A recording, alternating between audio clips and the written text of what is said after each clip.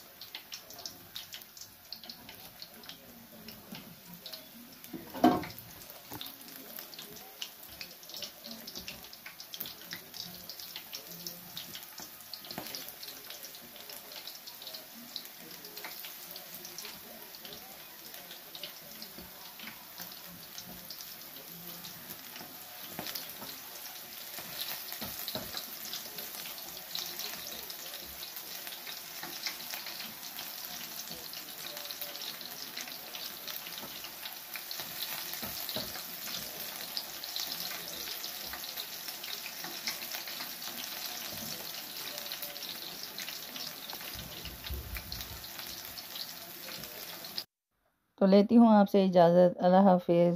दुआ में याद रखिएगा, वीडियो को स्किप नहीं करना, लास्ट तक देखना है और एंजॉय करना है। गोभी के पकोड़े, आलू के पकोड़े, आलू के चिप्स और चुकंदर के पकोड़े और क्या बनाया मैंने मुझे खुद भी याद नहीं रहा। प्याज़ों के पकोड़े।